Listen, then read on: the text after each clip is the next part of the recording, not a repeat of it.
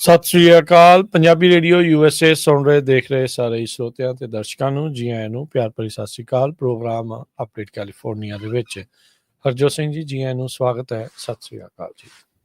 ਸਤਿ ਸ਼੍ਰੀ ਅਕਾਲ, ਧੰਨਵਾਦ ਜੀ ਆਇਆਂ ਨੂੰ। ਪੰਜਾਬੀ ਰੇਡੀਓ ਯੂਐਸਏ ਦੇ ਜਿੰਨੇ ਵੀ ਸਰੋਤੇ ਸਾਡੇ ਸਾਰੇ ਹੀ AM ਸਟੇਸ਼ਨਸ, FM ਸਟੇਸ਼ਨਸ, ਘਰਾਂ ਦੇ ਵਿੱਚ ਰੇਡੀਓ ਸੈਟਸ ਦੇ ਰਾਹੀਂ, ਟੈਲੀਫੋਨ ਦੇ ਰਾਹੀਂ, ਫੇਸਬੁੱਕ, YouTube ਤੇ ਲਾਈਵ ਦੇਖ ਰਹੇ ਹੋ, ਸੁਣ ਰਹੇ ਹੋ, ਸਾਰਿਆਂ ਨੂੰ ਜੀ ਆਇਆਂ ਨੂੰ ਤੇ ਬਹੁਤ ਹੀ ਪਿਆਰ ਤੇ ਸਤਿਕਾਰ ਭਰੀ ਸਤਿ ਸ਼੍ਰੀ ਅਕਾਲ। ਸਰੋਤਿਓ, ਅੱਜ ਅਪ੍ਰੈਲ ਦੀ 3 ਤਰੀਕ ਆ ਤੇ ਦਿਨ ਵੀਰਵਾਰ ਆ। ਤੁਹਾਡੇ ਲਈ ਸ਼ਾਮ ਦਾ ਅਪਡੇਟ ਕੈਲੀਫੋਰਨੀਆ ਪ੍ਰੋਗਰਾਮ ਲੈ ਕੇ ਹਾਜ਼ਰ ਹੋਏ ਆ।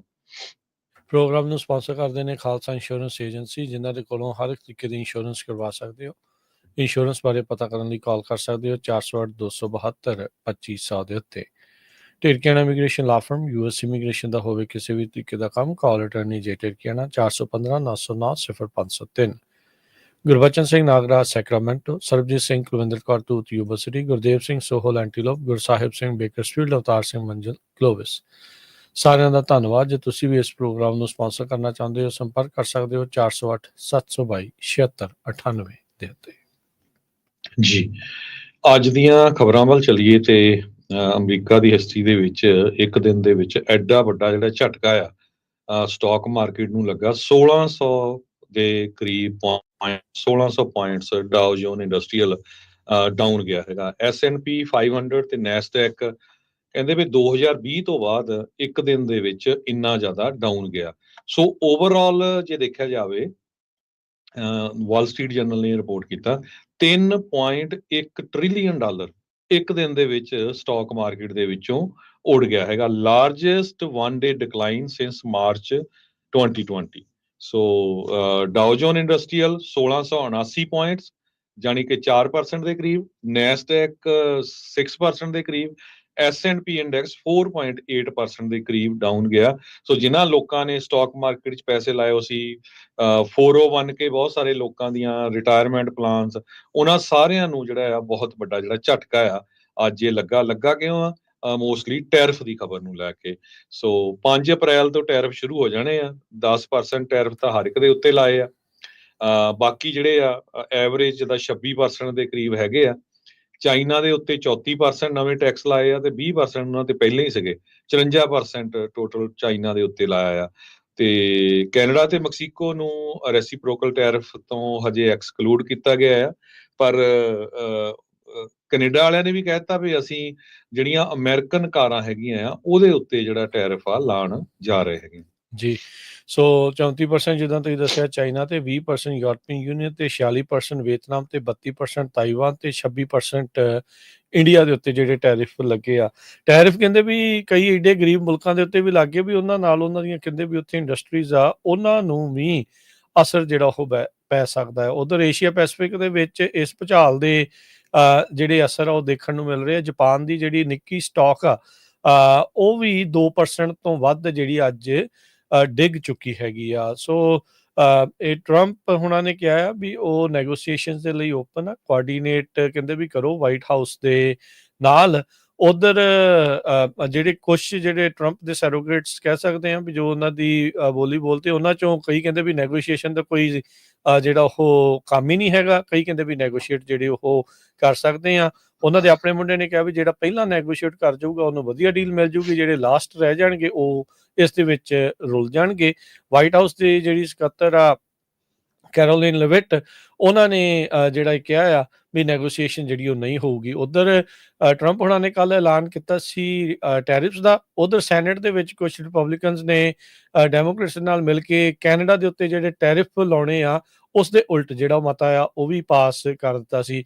ਸੋ ਭੰਬਲ ਭੂਸਾ ਭੁਲੇਖਾ ਤੇ ਓਵਰਆਲ ਇਕਨੋਮਿਕ ਸਥਿਤੀ ਕਿੱਦਾਂ ਦੀ ਜਿਹੜੀ ਉਹ ਬਣੂਗੀ ਇਸ ਦੇ ਬਾਰੇ ਅਜੇ ਕਹਿੰਦੇ ਕਿਸੇ ਨੂੰ ਕੁਝ ਵੀ ਪਤਾ ਨਹੀਂ ਲੱਗ ਰਿਹਾ ਹੈਗਾ। ਜਿੱਥੇ ਕੁਝ ਪੈਂਗੁਇਨਸ ਤੇ ਸਿਰਫ ਜੰਗਲੀ ਜਾਨਵਰ ਰਹਿੰਦੇ ਆ, ਲੋਕ ਰਹਿੰਦੇ ਵੀ ਨਹੀਂ ਆ, ਉਸ ਆਈਲੈਂਡ ਦੇ ਉੱਤੇ ਵੀ ਕਹਿੰਦੇ ਵੀ 10% ਟੈਰਿਫ ਟਰੰਪ ਐਡਮਿਨਿਸਟ੍ਰੇਸ਼ਨ ਦੇ ਦੁਆਰਾ ਲਗਾ ਦਿੱਤਾ ਗਿਆ ਆ। ਲੈਫਟ ਵਿੰਗ ਵਾਲਿਆਂ ਨੇ ਇੱਕ ਹੁਣ ਨਵੀਂ ਜਿਹੜੀ ਚਰਚਾ ਛੇੜ ਦਿੱਤੀ ਆ, ਉਹ ਕਹਿੰਦੇ ਆ ਵੀ ਟਰੰਪ ਹੋਣਾ ਨੇ ਜਾਂ ਵਾਈਟ ਹਾਊਸ ਨੇ ਚੈਟ GPT ਦਾ ਸਹਾਰਾ ਲੈ ਕੇ ਇਹ ਜਿਹੜੀ ਲਿਸਟ ਆ ਉਹ ਤਿਆਰ ਕੀਤੀ ਆ। ਸਾਰਿਆਂ ਨੂੰ ਜਿਹੜਾ ਇੱਕ ਨਾਮ ਇਸ ਦੇ ਵਿੱਚੋਂ ਜਿਹੜਾ ਖਾਲੀ ਆ ਜਾਂ ਨਹੀਂ ਨਜ਼ਰ ਆ ਰਿਹਾ ਉਹ ਹੈਗਾ ਰਸ਼ੀਆ। ਕਹਿੰਦੇ ਵੀ ਰਸ਼ੀਆ ਦੇ ਉੱਤੇ ਕਿਸੇ ਤਰੀਕੇ ਦਾ ਕੋਈ ਟੈਰਿਫ ਦਾ ਐਲਾਨ ਨਹੀਂ ਕੀਤਾ ਗਿਆ ਹੈਗਾ। ਇਸ ਦੇ ਪਿੱਛੇ ਕਹਿੰਦੇ ਵੀ ਕੀ ਕਾਰਨ ਆ। ਸੋ ਕਈ ਤਰੀਕੇ ਦੀਆਂ ਜਿਹੜੀਆਂ ਥਿਊਰੀਜ਼ ਆ ਉਹ ਇਸ ਟਾਈਮ ਮਾਰਕੀਟ ਦੇ ਵਿੱਚ ਫਲੋਟ ਜਿਹੜੀਆਂ ਉਹ ਕੀਤੀਆਂ ਜਾ ਰਹੀਆਂ ਹੈਗੀਆਂ ਆ।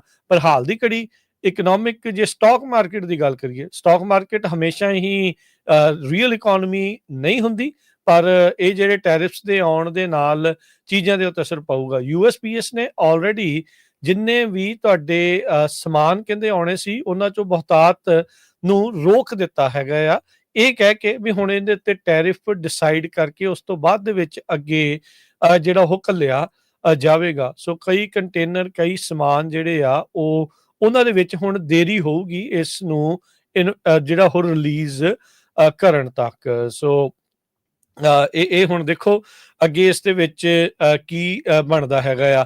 ਇਨਫਿਨਿਟੀ ਨੇ ਜਿਹੜੀ ਕੰਪਨੀ ਆ ਨੀਸਾਨ ਮੋਟਰਸ ਦੀ, ਜਿਹੜੀ ਲਗਜ਼ਰੀ ਬ੍ਰਾਂਡ ਇਨਫਿਨਿਟੀ ਆ, ਉਹਨਾਂ ਨੇ ਅਣਮਿੱਥੇ ਸਮੇਂ ਦੇ ਲਈ ਮੈਕਸੀਕੋ ਦੇ ਵਿੱਚ ਜਿਹੜੇ ਕ੍ਰਾਸਓਵਰਸ ਬਣਦੇ ਆ ਉਹਦੀ ਪ੍ਰੋਡਕਸ਼ਨ ਨੂੰ ਰੋਕ ਦਿੱਤਾ ਹੈਗਾ ਆ, ਕਿਉਂਕਿ 25% ਟੈਰਿਫ ਉਧਰੋਂ ਆ ਰਹੇ ਆਟੋ ਦੇ ਉੱਤੇ ਲੱਗਣਾ ਹੈਗਾ ਆ।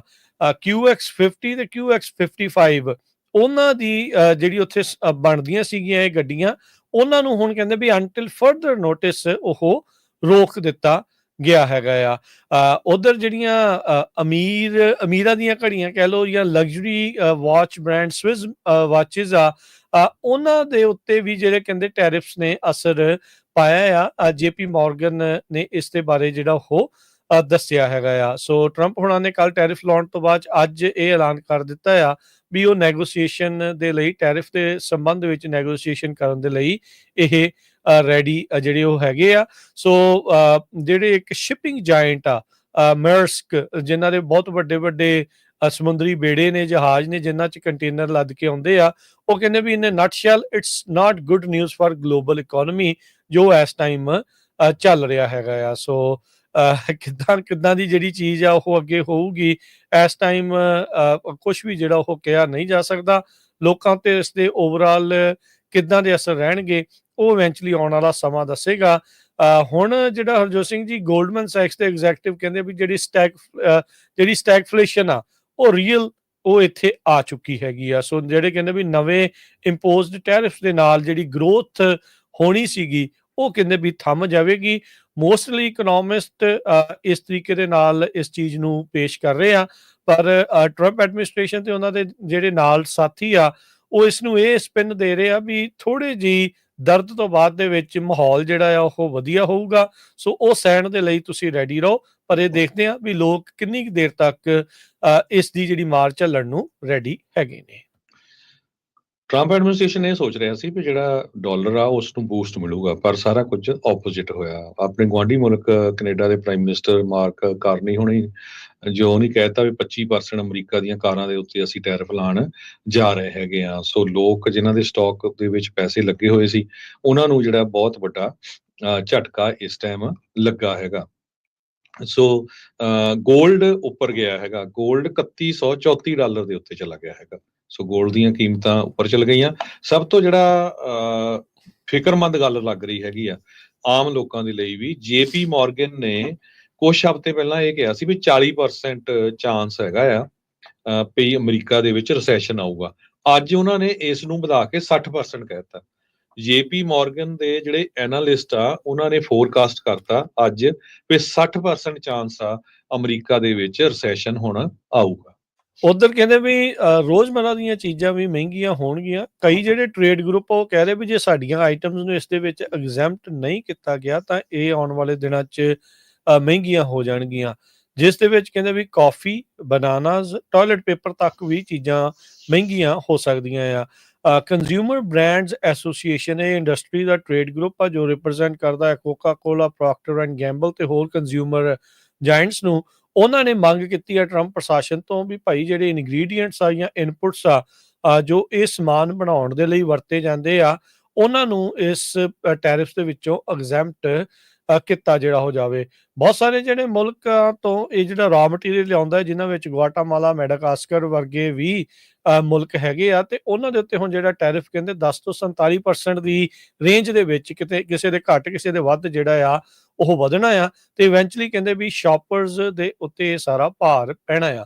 ਅਮਰੀਕਾ ਦੇ ਵਿੱਚ ਬਹੁਤ ਸਾਰੇ ਲੋਕ ਇਹੀ ਸਮਝੀ ਬੈਠੇ ਆ ਵੀ ਕਿਸੇ ਮੁਲਕ ਦੇ ਉੱਤੇ ਸਮਾਨ ਦੇ ਉੱਤੇ ਟੈਰਿਫ ਲਾਉਣ ਦੇ ਨਾਲ ਕਿਤੇ ਉਸ ਮੁਲਕ ਨੂੰ, ਅਮਰੀਕਾ ਨੂੰ ਪੈਸੇ ਜਿਹੜੇ ਉਹ ਡਾਲਰ ਆ ਉਹ ਦੇਣੇ ਪੈਣਗੇ, ਪਰ ਅਸਲ ਦੇ ਵਿੱਚ ਜਿਸ ਨੇ ਇਸ ਸਮਾਨ ਨੂੰ ਮੰਗਵਾਇਆ ਆ, ਇੰਪੋਰਟ ਕੀਤਾ ਆ, ਤੇ ਇਵੈਂਚੁਅਲੀ ਜਿਹੜਾ ਕੰਜ਼ਿਊਮਰ ਦੇ ਉਸ ਸਮਾਨ ਨੂੰ ਖਰੀਦਣਾ ਆ, ਉਹ ਜਿਹੜਾ ਟੈਕਸ ਆ ਉਹਨਾਂ ਨੂੰ ਹੀ ਭਰਨਾ ਪੈ ਸਕਦਾ ਆ। ਫੈਡ ਕਹਿੰਦੇ ਵੀ ਉਹਨਾਂ ਦੇ ਲਈ ਹੁਣ ਇਸ ਇਕੋਨਮੀ ਨੂੰ ਟ੍ਰੈਫਿਕ ਦੇ ਇਸ ਬਾਈਂਡ ਦੇ ਵਿੱਚ ਅੱਗੇ ਕੀ ਕਰਨਗੇ ਉਸ ਦੇ ਬਾਰੇ ਪਤਾ ਨਹੀਂ ਆ, ਪਰ ਕਹਿੰਦੇ ਵੀ ਇਹ ਨਹੀਂ ਪਤਾ ਵੀ ਉਹ ਰੈਸਕਿਊ ਇਸ ਪੂਰੀ ਚੀਜ਼ ਨੂੰ ਕਰ ਸਕਣਗੇ ਜਾਂ ਨਹੀਂ। ਅਮਰੀਕਾ ਦੇ ਵਿੱਚ ਜਾਂ ਦੁਨੀਆ ਭਰ ਦੇ ਵਿੱਚ ਜਿਹੜੇ ਇਕੋਨੋਮਿਸਟ ਆ ਵੱਖ-ਵੱਖ ਸੰਸਥਾਵਾਂ ਦੇ ਨਾਲ ਜੁੜੇ, ਚਾਹੇ ਉਹ JP Morgan ਵਾਲੇ ਆ, ਚਾਹੇ ਉਹ UBS ਵਾਲੇ ਆ, ਉਹ ਸਾਰੇ ਇਸ ਟਾਈਮ ਡਰੇ ਹੋਏ ਆ ਵੀ ਆਉਣ ਵਾਲਾ ਸਮਾਂ ਪਤਾ ਨਹੀਂ ਕਿੱਦਾਂ ਦਾ ਜਿਹੜਾ ਉਹ ਹੋ ਸਕਦਾ ਹੈਗਾ ਆ। ਮਾਰਕੀਟ ਸੈਲ ਆਫ ਅੱਜ ਬਹੁਤ ਜ਼ਿਆਦਾ ਜਿਹੜਾ ਹੋਇਆ, ਜਿੱਦਾਂ ਹਰਜੋਤ ਜੀ ਨੇ ਸ਼ੁਰੂਆਤ 'ਚ ਦੱਸਿਆ ਵੀ $3 ਟ੍ਰਿਲੀਅਨ ਤੋਂ ਵੱਧ ਜਿਹੜੀ ਰਾਸ਼ੀ ਆ, ਕਹਿ ਸਕਦੇ ਆ ਵੀ ਉਹ ਅੱਜ ਵਾਈਪ ਆਊਟ ਹੋ ਗਈ ਅਮਰੀਕਾ ਦੇ ਜਿਹੜੇ ਉਹ ਸਟਾਕਸ ਆ ਉਸ ਦੇ ਵਿੱਚੋਂ। FTC ਦੇ ਚੇਅਰ ਨੇ US ਕੰਪਨੀਜ਼ ਨੂੰ ਵਾਰਨਿੰਗ ਦਿੱਤੀ ਆ ਪ੍ਰਾਈਸਿਸ ਨੂੰ ਜਿਹੜਾ ਉਹ ਲੈ ਕੇ। FTC ਦੇ ਜਿਹੜੇ ਚੇਅਰ ਐਂਡਰਿਊ ਫਰਗੂਸਨ, ਉਹਨਾਂ ਨੇ ਚੇਤਾਵਨੀ ਦਿੱਤੀ ਆ ਵੀ ਭਾਈ ਆਪਣੇ ਜਿਹੜੇ ਪ੍ਰਾਈਸ ਫਿਕਸਿੰਗ ਆ ਇਹ ਟੈਰਿਫਸ ਦੇ ਚੱਲਦੇ ਆ, ਉਹ ਜਿਹੜਾ ਉਹ ਤੁਸੀਂ ਨਾ ਕਰਿਓ। ਕਹਿੰਦੇ ਵੀ ਅਸੀਂ ਬਹੁਤ ਕਲੋਜ਼ਲੀ ਵਾਚ ਕਰ ਰਹੇ ਆ, ਮੇਕ ਸ਼ੋਰ ਕਰਨ ਦੇ ਲਈ ਵੀ ਜਿਹੜੀਆਂ ਅਮਰੀਕਨ ਕੰਪਨੀਜ਼ ਆ ਉਹ ਪ੍ਰਾਈਸਿਸ ਨੂੰ ਲੈ ਕੇ ਕੰਪੀਟ ਜਿਹੜੀਆਂ ਉਹ ਕਰ ਰਹੀਆਂ ਆ। ਇਹ ਜਿਹੜੇ ਟੈਰਿਫਸ ਕਹਿੰਦੇ ਵੀ ਇਹ ਜ਼ਰੂਰੀ ਸੀਗੇ, ਇਹ ਕਹਿੰਦੇ ਵੀ ਗ੍ਰੀਨ ਲਾਈਟ ਅਸੀਂ ਤੁਹਾਨੂੰ ਸਗੋਂ ਕੀਤੀ ਆ ਪ੍ਰਾਈਸ ਫਿਕਸਿੰਗ ਦੇ ਲਈ। ਕਹਿੰਦੇ ਵੀ ਇਹ ਨਾ ਸੋਚਿਓ ਵੀ ਇਹ ਤੁਹਾਨੂੰ ਅਸੀਂ ਪ੍ਰਾਈਸ ਫਿਕਸਿੰਗ ਕਰਨ ਦੇ ਲਈ ਜਾਂ ਹੋਰ ਅਨਲਾਫੁਲ ਬਿਹੇਵੀਅਰ ਦੇ ਲਈ ਤੁਸੀਂ ਜਿਹੜਾ ਲੋਕਾਂ ਨੂੰ ਜਿਹੜਾ ਹਿਸਾਬ ਦੇ ਨਾਲ ਛਿੱਲ ਦੋ, ਅਸੀਂ ਅਮਰੀਕਨ ਕੰਜ਼ਿਊਮਰਸ ਨੂੰ ਪ੍ਰੋਟੈਕਟ ਜਿਹੜਾ ਉਹ ਕਰਾਂਗੇ। ਸੋ FTC ਨੇ ਨਾਲ ਦੇ ਨਾਲ ਅਮਰੀਕਨ ਕੰਪਨੀਜ਼ ਨੂੰ ਇਹ ਵੀ ਜਿਹੜੀ ਚੇਤਾਵਨੀ ਉਹ ਦੇ ਦਿੱਤੀ ਹੈਗੀ ਆ। ਖਾਸ ਕਰਕੇ ਜਿਹੜੇ ਟਰੱਕਰਸ ਆ ਉਹ ਇਸ ਖਬਰ ਨੂੰ ਧਿਆਨ ਨਾਲ ਸੁਣ। ਡੈਡਲੀ ਟੋਰਨੇਡੋਜ਼ ਅੱਜ ਆਏ ਹੈਗੇ ਆ ਟੈਨਸੀ, ਅਰਕਨਸਾ, ਮਜ਼ੂਰੀ ਤੇ ਇੰਡੀਆਨਾ ਦੇ ਵਿੱਚ। ਬਹੁਤ ਸਾਰੀਆਂ ਸਟੇਟਸ ਸਾਊਥ ਤੇ ਮਿਡ ਵੈਸਟ ਦੇ ਵਿੱਚ ਬੁੱਧਵਾਰ ਤੇ ਅੱਜ ਅਫੈਕਟ ਹੋਈਆਂ ਆ। ਬਹੁਤ ਸਾਰੇ ਜਿਹੜੇ ਘਰ ਆ ਉਹ ਡਿਸਟਰੋਏ ਹੋ ਗਏ ਆ। ਨੇਬਰਹੁਡਸ, ਵਹੀਕਲਸ ਨੂੰ ਬਹੁਤ ਜ਼ਿਆਦਾ ਨੁਕਸਾਨ ਹੋਇਆ, ਟਰੀ ਬਹੁਤ ਜ਼ਿਆਦਾ ਡਿੱਗੇ ਆ, ਯੂਟਿਲਿਟੀ ਲਾਈਨਸ ਬਹੁਤ ਸਾਰੀਆਂ ਟੁੱਟ ਗਈਆਂ। ਸੋ ਜਿੰਨੇ ਵੀ ਜਿਹੜੇ ਟਰੱਕਰਸ ਆ ਖਾਸ ਕਰਕੇ ਇਹਨਾਂ ਸਟੇਟਸ ਦੇ ਵਿੱਚ ਗਏ ਆ ਜਾਂ ਜਾ ਰਹੇ ਹੈਗੇ ਆ, ਵੈਦਰ ਸਰਵਿਸ ਨੂੰ ਜ਼ਰੂਰ ਚੈੱਕ ਕਰੋ। ਉੱਥੇ ਜਿਹੜਾ ਵੈਦਰ ਹਜੇ ਵੀ ਬਹੁਤ ਜ਼ਿਆਦਾ ਜਿਹੜਾ ਖਰਾਬ ਹੈਗਾ। ਜੀ ਬਿਲਕੁਲ। ਸੋ ਕਹਿੰਦੇ ਵੀ ਇਹਦੇ ਕਰਕੇ ਇਨਫੈਕਟ ਡੈਥ ਟੋਲ ਵੀ ਉੱਥੇ ਵੱਧ ਰਿਹਾ ਹੈਗਾ ਆ ਸਾਊਥ ਤੇ ਮਿਡ ਵੈਸਟ ਦੇ ਵਿੱਚ। ਨੈਸ਼ਨਲ ਵੈਦਰ ਸਰਵਿਸ ਨੇ ਚੇਤਾਵਨੀ ਦਿੱਤੀ ਆ ਵੀ ਹਿਸਟੋਰਿਕ ਰੇਨਫਾਲ ਆਉਂਦੇ ਦਿਨਾਂ ਦੇ ਵਿੱਚ ਅਮਰੀਕਨ ਸਾਊਥ ਤੇ ਮਿਡ ਵੈਸਟ ਦੇ ਵਿੱਚ ਇਸ ਵੀਕਐਂਡ ਦੇ ਉੱਤੇ ਹੋਊਗੀ, ਜਿਸ ਦੇ ਨਾਲ ਲੱਖਾਂ ਹੀ ਲੋਕਾਂ ਦੇ ਆਮ ਜੀਵਨ ਨੂੰ ਪ੍ਰਭਾਵ ਤਾਂ ਪਵੇਗਾ ਵੀ, ਤੇ ਕਹਿੰਦੇ ਵੀ ਜਿਹੜੀਆਂ ਫਰਟੀਲਿਟੀਜ਼ ਆ ਉਹ ਵੀ ਇਸ ਦੇ ਕਰਕੇ ਵੱਧ ਸਕਦੀਆਂ, ਯਾਨੀ ਕਿ ਮੌਤ ਦੀ ਸੰਖਿਆ ਵੀ ਵੱਧ ਸਕਦੀ ਆ। ਆਲਰੇਡੀ 6 ਜਾਣਿਆਂ ਦੀਆਂ ਮੌਤਾਂ ਟੈਨਸੀ, ਮਜ਼ੂਰੀ ਤੇ ਇੰਡੀਆਨਾ ਦੇ ਵਿੱਚ ਇਹਨਾਂ ਸਟਾਰਮਸ ਦੇ ਕਰਕੇ ਹੋ ਚੁੱਕੀਆਂ ਹੈਗੀਆਂ ਆ। Flooding event national weather service ਵਾਲੇ ਕਹਿੰਦੇ ਆ ਵੀ ਇਹ ਮੈਰਾਥਨ ਹੋਣੀ ਆ, ਸਪ੍ਰਿੰਟ ਨਹੀਂ ਆ। ਇਹ ਨਹੀਂ ਆ ਵੀ ਕੁਝ ਘੰਟਿਆਂ ਦੇ ਲਈ ਆ ਕੇ ਹਟ ਜਾਣੀ ਆ, ਲੰਮੇ ਸਮੇਂ ਲਈ ਇਹ ਜਿਹੜੀ ਫਲੱਡਿੰਗ ਦੀ ਸੰਭਾਵਨਾ ਆ ਉਹ ਦੱਸੀ ਜਿਹੜੀ ਉਹ ਜਾ ਰਹੀ ਹੈਗੀ ਆ। ਸੋ ਜਿਹੜੇ ਵੀ ਟਰੱਕਰ ਜਾਂ ਜਿਹੜੇ ਵੀ ਇਹ ਇਲਾਕੇ ਦੇ ਵਿੱਚ ਰਹਿੰਦੇ ਨੇ ਉਹ ਖਾਸ ਜਿਹੜਾ ਇhtiyat ਆ ਉਹ ਰੱਖਣ। ਜੇ ਇਵੈਕੂਏਸ਼ਨ ਦੇ ਆਰਡਰ ਕਹਿੰਦੇ ਤੁਹਾਨੂੰ ਜਾਰੀ ਕੀਤੇ ਗਏ ਆ ਜਾਂ ਵਾਰਨਿੰਗਸ ਇਸ਼ੂ ਕੀਤੀਆਂ ਗਈਆਂ ਆ ਤੇ ਉਹਨਾਂ ਨੂੰ ਧਿਆਨ ਦੇ ਨਾਲ ਜਿਹੜਾ ਉਹ ਸੁਣਿਆ ਜਾਵੇ। ਅਦਰਵਾਈਜ਼ ਜਿਹੜਾ ਮੁਸ਼ਕਲ ਸਾਰਿਆਂ ਦੇ ਲਈ ਜਿਹੜੀ ਉਹ ਉੱਥੇ ਰਹਿਣ ਵਾਲਿਆਂ ਦੇ ਲਈ ਬਣ ਸਕਦੀ ਹੈਗੀ ਆ। ਅਗਲੀ ਜਿਹੜੀ ਹਰਜੋਤ ਸਿੰਘ ਜੀ ਗੱਲ ਕਰਦੇ ਜਾਈਏ, health and human services Robert F Kennedy junior ਜਿਹੜੇ ਆ ਉਸ ਨੂੰ ਲੀਡ ਕਰ ਰਹੇ ਆ। ਥੋੜੇ ਦਿਨ ਪਹਿਲਾਂ ਹੀ ਅਨਾਉਂਸ ਉਹਨਾਂ ਨੇ ਕੀਤਾ ਸੀਗਾ ਵੀ 10 ਤੋਂ 20,000 ਬੰਦਿਆਂ ਨੂੰ ਲੇ ਆਫ ਜਿਹੜਾ ਉਹ ਕੀਤਾ ਜਾ ਸਕਦਾ ਆ। ਅੱਜ ਉਹਨਾਂ ਨੇ ਉਸ ਦੇ ਵਿੱਚ ਯੂਟਰਨ ਮਾਰਦੇ ਹੋਏ ਬਾਕੀ ਹੋਰ ਏਜੰਸੀਆਂ ਦੇ ਵਾਂਗੂ ਫਾਇਰ ਟੂ ਹਾਇਰਡ ਦੇ ਸਿਲਸਿਲੇ ਦੇ ਵਿੱਚ ਕੁਝ ਲੋਕਾਂ ਨੂੰ ਮੁੜ ਦੁਬਾਰਾ ਕਹਿੰਦੇ ਵੀ ਰੀਇਨਸਟੇਟ ਕੀਤਾ ਜਾਵੇਗਾ। ਕਹਿੰਦੇ ਵੀ ਗਲਤੀ ਦੇ ਨਾਲ ਬੰਦੇ ਜਿਹੜੇ ਉਹ ਫਾਇਰ ਹੋ ਗਏ ਤੇ ਕਈ ਪ੍ਰੋਗਰਾਮ ਗਲਤੀ ਦੇ ਨਾਲ ਬੰਦ ਜਿਹੜੇ ਉਹ ਅਸੀਂ ਕਰ ਦਿੱਤੇ ਸੀਗੇ। ਸੋ ਇਸੇ ਦੇ ਦਰਮਿਆਨ ਇੱਕ ਪਬਲਿਕ ਰੈਕਰਡਸ ਟੀਮ ਜਿਸ ਨੂੰ CDC ਦੇ ਵਿੱਚੋਂ, FDA ਦੇ ਵਿੱਚੋਂ ਤੇ NIH ਦੇ ਵਿੱਚੋਂ ਤੇ ਹੋਰ ਏਜੰਸੀਜ਼ ਚੋਂ ਉਹ ਬੰਦ ਕਰ ਦਿੱਤਾ ਗਿਆ ਸੀਗਾ। ਇਹ ਕਹਿੰਦੇ ਸੀ ਵੀ ਅਸੀਂ ਪਾਰਦਰਸ਼ਤਾ ਹੋਰ ਵਧਾਉਣੀ ਆ, ਪਰ ਪਬਲਿਕ ਰੈਕਰਡਸ ਦੀ ਟੀਮ ਨੂੰ ਹੀ ਜਿਹੜਾ ਇਹਨਾਂ ਨੇ ਛੁੱਟੀ ਜਿਹੜੀ ਉਹ ਕਰ ਦਿੱਤੀ। ਇਸ ਦੇ ਨਾਲ ਪਾਰਦਰਸ਼ਤਾ ਵੱਧ ਨਹੀਂ ਸਕਦੀ, ਘਟਣ ਦੀ ਸੰਭਾਵਨਾ ਕਹਿੰਦੇ ਵੀ ਉਹ ਹੋ ਜਾਣੀ ਸੀ। ਫੋਇਆ ਜੋ ਕਿ ਅਮਰੀਕਾ ਦੇ ਵਿੱਚ ਜਿਹੜੀ ਚੀਜ਼ ਤੁਹਾਨੂੰ ਦੱਸਦੀ ਜਾਏ ਵੀ ਅਮਰੀਕਾ ਦੇ ਵਿੱਚ ਜਿਹੜੀ ਫਸਟ ਜਿਹੜੀ ਇਨਫੋਰਮੇਸ਼ਨ ਲਈ ਜਾਂਦੀ ਆ ਫੈਡਰਲ ਤਰੀਕੇ ਦੇ ਨਾਲ, ਉਸ ਦੇ ਵਿੱਚ ਜਿਹੜੀਆਂ ਲੇ-ਆਫਸ ਦੇ ਨਾਲ ਕਹਿੰਦੇ ਵੀ ਕਾਫੀ ਜ਼ਿਆਦਾ ਬੈਕਲੌਗ ਤੇ ਡਿਲੇਜ਼ ਖਾਸ ਕਰਕੇ ਪਬਲਿਕ ਰੈਕਰਡ ਰਿਕੁਐਸਟ ਨੂੰ ਲੈ ਕੇ ਉਹ ਵੱਧ ਸਕਦੇ ਆ। ਪਰ ਕੁਝ ਕੁ ਚੀਜ਼ਾਂ ਨੂੰ ਹੁਣ ਮੁੜ ਦੁਬਾਰਾ ਹੈਲਥ ਐਂਡ ਹਿਊਮਨ ਸਰਵਿਸਿਜ਼ ਦੇ ਦੁਆਰਾ ਰੀਇਨਸਟੇਟ ਕਰਨ ਦੇ ਲਈ ਕਦਮ ਦੁਬਾਰਾ ਜਿਹੜੇ ਉਹ ਚੁੱਕੇ ਜਾ ਰਹੇ ਹੈਗੇ ਆ। ਹਰਜੋਤ ਸਿੰਘ ਜੀ, ਆਵਾਜ਼ ਨਹੀਂ ਆ ਰਹੀ? ਜੀ, ਅਗਲੀ ਖਬਰ 'ਤੇ ਚੱਲੀਏ ਤੇ ਟਰੰਪ ਐਡਮਿਨਿਸਟ੍ਰੇਸ਼ਨ ਨੂੰ ਲੈ ਕੇ ਜਿਹੜੇ ਜੱਜ ਆ ਜਿਨ੍ਹਾਂ ਨੇ ਇੱਕ ਆਰਡਰ ਜਾਰੀ ਕੀਤਾ ਸੀ ਜਦੋਂ ਵੈਨਜ਼ੂਏਲਾ ਦੀ ਫਲਾਈਟ ਸੀ ਵੀ ਇਹਨੂੰ ਵਾਪਸ ਲੈ ਕੇ ਆਓ, ਜੇਮਸ ਵੋਜ਼ਬਰਗ, ਉਹਨਾਂ ਨੇ ਇਹ ਕਿਹਾ ਆ ਵੀ ਇਹ ਪੂਰੇ ਚਾਂਸ ਆ ਵੀ ਟਰੰਪ ਐਡਮਿਨਿਸਟ੍ਰੇਸ਼ਨ ਨੇ ਕੋਰਟ ਆਰਡਰ ਨੂੰ ਵਾਇਲੇਟ ਕੀਤਾ ਹੈਗਾ। ਸੋ ਅੱਜ ਇੱਕ ਹੀਅਰਿੰਗ ਸੀ ਜਿਹਦੇ ਵਿੱਚ ਫੈਡਰਲ ਡਿਸਟ੍ਰਿਕਟ ਕੋਰਟ ਦੇ ਵਿੱਚ ਜੱਜ ਵੋਜ਼ਬਰਗ ਨੇ ਟਰੰਪ ਐਡਮਿਨਿਸਟ੍ਰੇਸ਼ਨ ਦੇ ਜਿਹੜੇ ਵਕੀਲ ਆ ਉਹ ਸੱਦੇ ਹੋਏ ਸੀ ਤੇ ਉਹ ਵਕੀਲ ਦੀ ਕਾਫੀ ਜਿਹੜੀ ਝਾੜ ਝੰਬ ਵੀ ਕੀਤੀ ਤੇ ਕਹਿੰਦੇ ਬਹੁਤ ਟਾਈਮ ਉਹ ਜਿਹੜਾ ਡਰੀਵ ਐਂਡ ਸਾਈਨ ਫੰਬਲ ਕਰਦਾ ਰਿਹਾ ਤੇ ਉਹ ਕਹਿੰਦੇ ਵੀ ਮੈਂ ਬਹੁਤ ਛੇਤੀ ਰੂਲਿੰਗ ਇਹਦੇ ਸੰਬੰਧ ਦੇ ਵਿੱਚ ਦੇਣ ਜਾ ਰਿਹਾ ਆ ਵੀ ਕੋਰਟ ਆਫ ਕੰਟੈਂਪਟ ਹੋਇਆ ਹੈਗਾ ਜਦੋਂ ਇਹਨਾਂ ਨੂੰ ਆਰਡਰ ਕੀਤਾ ਗਿਆ ਸੀ ਵੀ ਉਹ ਫਲਾਈਟ ਐਲ ਸੈਲਵਾਡੋਰ ਨੂੰ ਨਾ ਭੇਜੋ ਜਿਹਦੇ ਵਿੱਚ 100 ਦੇ ਕਰੀਬ ਵੈਨਜ਼ੂਏਲਨ ਲੋਕ ਸੀਗੇ। ਇਹਨਾਂ ਨੇ ਜਾਣਬੁੱਝ ਕੇ 1798 ਦਾ ਜਿਹੜਾ ਲਾ ਆ ਉਸ ਨੂੰ ਯੂਜ਼ ਕੀਤਾ ਜਦ ਕਿ ਉਹ ਜਦੋਂ ਜੰਗ ਲੱਗੀ ਹੋਵੇ, ਡਿਕਲੇਅਰਡ ਵਾਰ ਹੋਵੇ, ਉਸ ਟਾਈਮ ਦੇ ਉੱਤੇ ਉਹ ਯੂਜ਼ ਕੀਤਾ ਗਿਆ ਸੀਗਾ। ਸੋ ਜੱਜ ਦੇ ਵਿੱਚ ਤੇ ਟਰੰਪ ਐਡਮਿਨਿਸਟ੍ਰੇਸ਼ਨ ਦੇ ਵਿੱਚ ਕਾਫੀ ਸ਼ਬਦੀ ਜੰਗ ਵੀ ਚੱਲ ਰਹੀ ਆ। ਪੈਮ ਬੋਂਡੀ ਜੋ ਅਟਾਰਨੀ ਜਨਰਲ ਆ ਉਹਨਾਂ ਨੇ ਵੀ ਬਿਆਨ ਦਿੱਤੇ ਸੀ। ਟਰੰਪ ਉਹਨਾਂ ਨੇ ਤਾਂ ਉਹਨੂੰ ਇੰਪੀਚ ਕਰਨ ਦੇ ਲਈ ਜੱਜ ਨੂੰ ਇੱਥੋਂ ਤੱਕ ਕਹਿ ਦਿੱਤਾ ਸੀ। ਫਿਰ ਸੁਪਰੀਮ ਕੋਰਟ ਦੇ ਜਸਟਿਸ ਨੂੰ ਵਿੱਚ ਇਨਵੋਲਵ ਹੋਣਾ ਪਿਆ ਵੀ ਨਹੀਂ ਇਦਾਂ ਦੀ ਗੱਲ ਨਹੀਂ ਕਰਨੀ ਚਾਹੀਦੀ ਹੈਗੀ ਜੱਜ ਦੇ ਸੰਬੰਧ ਦੇ ਵਿੱਚ। ਜੀ, ਅਗਲੀ ਜਿਹੜੀ ਹਰਜੋਤ ਸਿੰਘ ਜੀ ਗੱਲ ਕਰਦੇ ਜਾਈਏ, ਅੱਜ ਅਮਰੀਕਾ ਨੇ ਚਾਈਨਾ ਵਿੱਚ ਸਰਕਾਰੀ ਬੰਦੇ ਜਿਹੜੇ ਰਹਿ ਰਹੇ ਆ, ਗਵਰਨਮੈਂਟ ਪਰਸਨਲ ਜੋ ਚਾਈਨਾ ਦੇ ਵਿੱਚ ਰਹਿ ਰਹੇ ਆ, ਉਹਨਾਂ ਨੂੰ ਹਦਾਇਤ ਦਿੱਤੀ ਆ, ਕਹਿੰਦੇ ਵੀ ਰੋਮਾਂਟਿਕਲੀ ਕਿਸੇ ਰਿਲੇਸ਼ਨਸ਼ਿਪ ਦੇ ਵਿੱਚ ਕਿਸੇ ਵੀ ਚਾਈਨੀਜ਼ ਸਿਟੀਜ਼ਨ ਦੇ ਨਾਲ ਨਹੀਂ ਜਾਣਾ ਹੈਗਾ। ਕਹਿੰਦੇ ਵੀ ਬੈਨ ਹੀ ਕਰ ਦਿੱਤਾ ਆ ਅਮਰੀਕਨ ਸਰਕਾਰ ਦੇ ਦੁਆਰਾ। ਕਹਿੰਦੇ ਵੀ ਫੈਮਿਲੀ ਮੈਂਬਰਸ ਤੇ ਕੰਟਰੈਕਟਰਸ ਜਿਨ੍ਹਾਂ ਦੇ ਕੋਲ ਸਿਕਿਉਰਿਟੀ ਕਲੀਅਰੈਂਸ ਹੈਗੀ ਆ ਵੀ ਉਹ ਕਹਿੰਦੇ ਵੀ ਕਿਸੇ ਵੀ ਤਰੀਕੇ ਦੇ ਰੋਮਾਂਟਿਕ ਜਾਂ ਸੈਕਸ਼ੂਅਲ ਰਿਲੇਸ਼ਨਸ਼ਿਪ ਚਾਈਨੀਜ਼ ਸਿਟੀਜ਼ਨਸ ਦੇ ਨਾਲ ਜਿਹੜਾ ਉਹ ਨਾ ਬਣਾਉਣ। 4 ਜਾਣੇ ਜਿਨ੍ਹਾਂ ਨੂੰ ਇਸ ਆਦੇਸ਼ ਦੇ ਬਾਰੇ ਡਾਇਰੈਕਟ ਨੌਲੇਜ ਆ, ਉਹਨਾਂ ਨੇ ਐਸੋਸੀਏਟ ਪ੍ਰੈਸ ਦੇ ਨਾਲ ਗੱਲ ਕਰਦੇ ਹੋਏ ਇਸ ਪਾਲਿਸੀ ਬਾਰੇ ਜਿਹੜੀ ਜਾਣਕਾਰੀ ਦਿੱਤੀ ਆ। ਯੂਐਸ ਦੇ ਅੰਬੈਸਡਰ ਜੋ ਉੱਥੋਂ ਜਾ ਰਹੇ ਨੇ, ਨਿਕੋਲਸ ਬਰਨਸ, ਜਨਵਰੀ ਦੇ ਵਿੱਚ, ਉਹਨਾਂ ਨੇ ਕਹਿੰਦੇ ਵੀ ਇਹ ਜਿਹੜੀ ਪਾਲਿਸੀ ਆ ਉੱਥੇ ਲਾਗੂ ਕਰਕੇ ਜਿਹੜੇ ਉਹ ਗਏ ਹੈਗੇ ਆ। ਸੋ ਕਹਿੰਦੇ ਵੀ ਕਈ ਯੂਐਸ ਏਜੰਸੀਜ਼ ਦੇ ਵਿੱਚ ਪਹਿਲਾਂ ਹੀ ਬਹੁਤ ਹੀ ਸਟ੍ਰਿਕਟ ਰੂਲਸ ਨੇ ਰਿਲੇਸ਼ਨਸ਼ਿਪਸ ਨੂੰ ਜਿਹੜਾ ਉਹ ਲੈ ਕੇ, ਪਰ ਇਹ ਜਿਹੜੀ ਓਵਰਆਲ ਜਿਹੜੀ ਫਰੈਟਰਨਾਈਜੇਸ਼ਨ ਪਾਲਿਸੀ ਲਾਈ ਗਈ ਆ, ਕਹਿੰਦੇ ਵੀ ਇਹ ਪਹਿਲਾਂ ਅੱਜ ਤੱਕ ਕਦੀ ਸੁਣਿਆ ਨਹੀਂ ਸੀਗਾ ਕੋਲਡ ਵਾਰ ਤੋਂ ਬਾਅਦ ਦੇ ਵਿੱਚ ਪਬਲਿਕਲੀ। ਕਹਿੰਦੇ ਵੀ ਇਹ ਅਨਕਾਮਨ ਨਹੀਂ ਆ ਉੱਦਾਂ ਵੀ ਅਮਰੀਕਨ ਡਿਪਲੋਮੈਟਸ ਨੂੰ ਹੋਰ ਮੁਲਕਾਂ ਦੇ ਵਿੱਚ ਉੱਥੋਂ ਦੇ ਲੋਕਲਸ ਦੇ ਨਾਲ ਡੇਟ ਕਰਨ ਦੇ ਲਈ ਜਾਂ ਜਿਹੜੇ ਉਹ ਮੈਰੀ ਕਰਨ ਤੋਂ ਜਿਹੜਾ ਉਹ ਰੋਕਿਆ ਜਾਵੇ। ਹੋ ਵੀ ਕਰਦੇ ਵੀ ਆ, ਪਰ ਮੋਸਟਲੀ ਜਿਹੜਾ ਕਹਿੰਦੇ ਵੀ ਉੱਥੇ ਉਹਨਾਂ ਨੂੰ ਰੋਕਣ ਦੀ ਕੋਸ਼ਿਸ਼ ਹੁੰਦੀ। ਕਾਰਨ ਉਸ ਦੇ ਵਿੱਚ ਇਹੀ ਆ ਵੀ ਜਿਹੜੀ ਗੁਪਤ ਜਾਣਕਾਰੀ ਆ, ਕੌਨਫੀਡੈਂਸ਼ੀਅਲ ਇਨਫੋਰਮੇਸ਼ਨ ਆ, ਸਿਕਿਉਰਿਟੀ ਕਲੀਅਰੈਂਸ ਵਾਲੇ ਲੋਕਾਂ ਦੀ ਉਹ ਚੀਜ਼ ਨਾ ਜਿਹੜੀ ਉਹ ਵਾਪਰੇ। ਸੋ ਕਹਿੰਦੇ ਵੀ ਯੂਐਸ ਐਮਬੈਸੀ ਦੇ ਉਹਦੀਆਂ ਜਿਹੜੀਆਂ 5 ਕੌਂਸੂਲੇਟਸ ਆ ਚਾਈਨਾ ਦੇ ਵਿੱਚ, ਉਹਨਾਂ ਨੂੰ ਵਿਸ਼ੇਸ਼ ਤੌਰ ਦੇ ਉੱਤੇ ਸਾਰੇ ਉੱਥੇ ਕੰਮ ਕਰਨ ਵਾਲਿਆਂ ਨੂੰ ਇਹ ਹਦਾਇਤਾਂ ਦੇ ਦਿੱਤੀਆਂ ਗਈਆਂ ਨੇ। ਅਗਲੀ ਖਬਰ ਫ੍ਰਿਜ਼ਨੋ ਤੋਂ ਆ ਰਹੀ ਆ। ਫ੍ਰਿਜ਼ਨੋ ਦੇ ਵਿੱਚ 2 ਕ੍ਰਿਕਟ ਪਿਚ ਫੀਲਡਸ ਓਪਨ ਕੀਤੇ ਗਏ ਆ, ਕਹਿੰਦੇ ਵੀ ਟੂ ਸੈਲੀਬ੍ਰੇਟ ਇੰਡੀਅਨ ਤੇ ਸਿੱਖ ਕਮਿਊਨਿਟੀਜ਼ ਨੂੰ। ਫ੍ਰਿਜ਼ਨੋ ਦੇ ਜਿਹੜੇ ਸਿਟੀ ਲੀਡਰਸ ਆ ਉਹਨਾਂ ਨੇ ਇਨਕਲੂਡਿੰਗ ਉੱਥੇ ਦੇ ਜਿਹੜੇ ਮੇਅਰ ਆ ਇੱਕ ਕਾਨਫਰੰਸ ਕੀਤੀ ਸੀ ਤੇ ਨਾਲ ਉਦਘਾਟਨ ਕੀਤਾ ਹੈਗਾ ਕ੍ਰਿਕਟ ਦਾ, ਜਸਵੰਤ ਸਿੰਘ ਖਾਲੜਾ ਪਾਰਕ ਦੇ ਵਿੱਚ ਕ੍ਰਿਕਟ ਦਾ ਹੀ ਗਰਾਊਂਡ ਦਾ। ਫ੍ਰਿਜ਼ਨੋ ਕ੍ਰਿਕਟ ਕਲੱਬ ਦੇ ਪ੍ਰੈਜ਼ੀਡੈਂਟ ਬਲਦੇਵ ਵਿਰਕ ਹੋਣੀ ਉਹ ਕਹਿੰਦੇ ਆ ਵੀ ਮੈਂ 1970 ਤੋਂ ਕ੍ਰਿਕਟ ਖੇਲਦਾ, ਪਰ ਫਿਰ ਮੈਂ ਅਮਰੀਕਾ ਦੇ ਵਿੱਚ ਮੂਵ ਹੋ ਗਿਆ ਤੇ ਇੱਥੇ ਕੋਈ ਜਗ੍ਹਾ ਨਹੀਂ ਸੀ।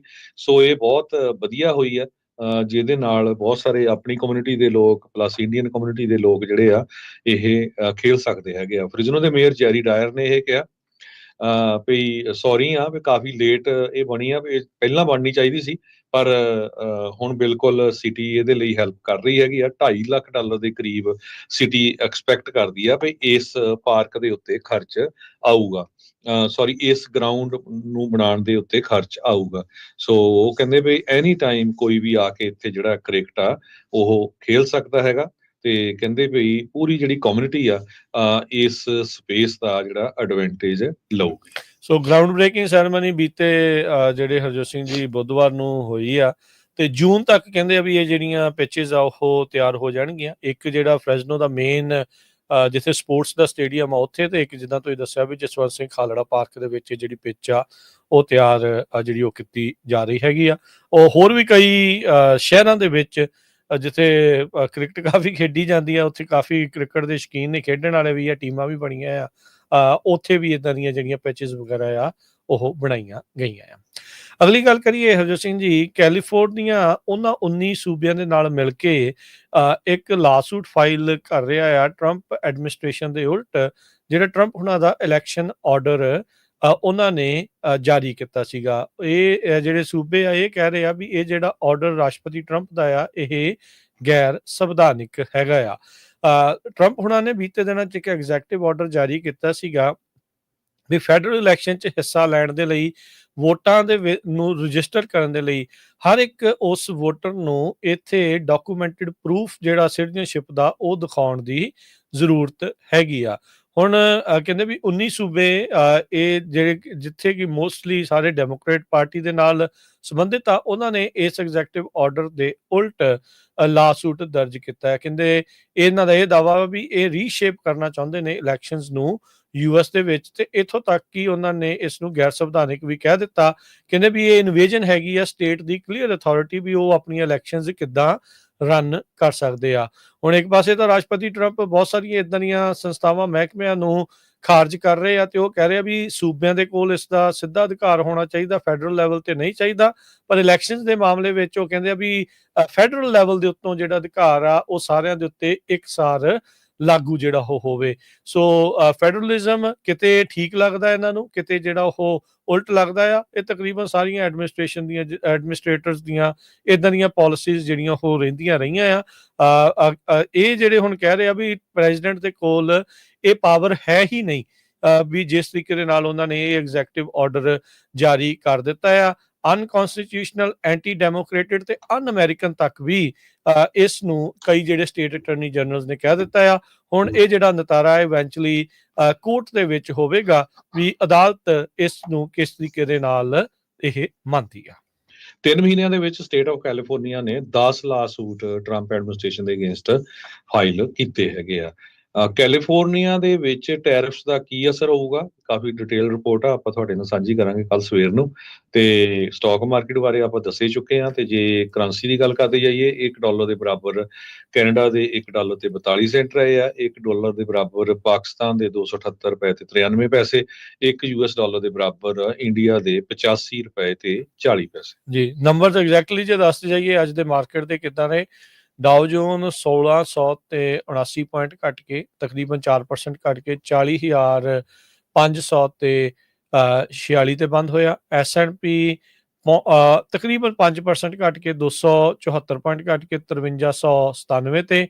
ਨੈਸਡੈਕ 6% ਘਟ ਕੇ 1050 ਪੁਆਇੰਟ ਘਟ ਕੇ 16,551 ਤੇ ਬੰਦ ਹੋਇਆ। ਸੋਨੇ ਦਾ ਭਾਅ $3132 ਦੇ ਬਰਾਬਰ ਰਿਹਾ ਪਰ ਆਉਂਸ ਦੇ ਹਿਸਾਬ ਨਾਲ, ਤੇ ਕੱਚੇ ਤੇਲ ਦੀ ਕੀਮਤ $67 ਪ੍ਰਤੀ ਬੈਰਲ। 10 ਈਅਰ ਯੀਲਡ 4.01%, ਇਹ ਵੀ ਅਚਨਚੇਤੇ ਜਿਹੜੀ ਆ ਕਾਫੀ ਘਟੀ ਆ, ਪਿਛਲੇ ਦਿਨਾਂ ਤੋਂ ਇਹ ਉੱਤੇ ਵੀ ਚੱਲ ਰਹੀ ਸੀ। ਬਿਟਕੋਇਨ 83,012 ਤੇ ਇਥੀਰੀਅਮ $1,811 ਦੇ ਬਰਾਬਰ ਚੱਲ ਰਿਹਾ ਹੈ। ਇੱਕ ਅਨਾਉਂਸਮੈਂਟ ਜ਼ਰੂਰ ਦੱਸਦੇ ਜਾਈਏ, ਕੈਲੀਫੋਰਨੀਆ ਸਟੇਟ ਦੇ ਵਿੱਚ ਵਿਸਾਖੀ ਨੂੰ ਮਨਾਇਆ ਜਾ ਰਿਹਾ ਹੈ ਸੋਮਵਾਰ ਨੂੰ, ਤੇ ਉਦਣ ਐਗਜ਼ੀਬਿਸ਼ਨ ਵੀ ਲੱਗੂਗੀ ਸਿੱਖ ਜੈਨੋਸਾਈਡ ਦੇ ਸੰਬੰਧ ਦੇ ਵਿੱਚ। ਡਾਕਟਰ ਜਸਮੀਤ ਕੌਰ ਬੈਂਸ ਜੋ ਆਪਣੇ ਅਸੈਂਬਲੀ ਵੂਮਨ ਹੈਗੇ ਆ, ਉਹ ਇਸ ਨੂੰ ਆਰਗੇਨਾਈਜ਼ ਕਰ ਰਹੇ ਆ। ਟਾਈਮ ਉਹਦਾ ਜੇ ਤੁਹਾਡੇ ਸਾਹਮਣੇ ਤਾਂ ਦੱਸ ਦਿਓ, ਨਹੀਂ ਤਾਂ ਆਉਣ ਵਾਲੇ ਦਿਨਾਂ ਦੇ ਵਿੱਚ ਵੀ ਜ਼ਰੂਰ ਦੱਸਾਂਗੇ। ਸੋ ਜਿੰਨੇ ਵੀ ਸਾਡੇ ਸਰੋਤੇ ਸੁਣ ਰਹੇ ਆ, ਸਾਰਿਆਂ ਨੂੰ ਬੇਨਤੀ ਆ ਵੀ ਵੱਧ ਤੋਂ ਵੱਧ ਸਟੇਟ ਕੈਪੀਟਲ ਤੇ ਪਹੁੰਚੋ ਸੋਮਵਾਰ ਨੂੰ, ਤੇ ਤਾਂ ਕਿ ਜੋ ਅਸੈਂਬਲੀ ਮੈਂਬਰ ਜਸਮੀਤ ਕੌਰ ਬੈਂਸ ਹੋਣਾ ਵੱਲੋਂ ਇਹ ਇਨੀਸ਼ੀਏਟਿਵ ਲਿਆ ਗਿਆ ਆ, ਆਪਾਂ ਵੱਧ ਤੋਂ ਵੱਧ ਵੱਡੀ ਗਿਣਤੀ 'ਚ ਆਪਣੇ ਜਿਹੜੇ ਸਿੱਖ ਭੈਣ ਭਰਾ ਪਹੁੰਚ ਕੇ ਜਿਹੜਾ ਵਿਸਾਖੀ ਨੂੰ ਸਟੇਟ ਦੇ ਵਿੱਚ ਮਨਾਇਆ ਜਾਣਾ ਹੈਗਾ ਆ।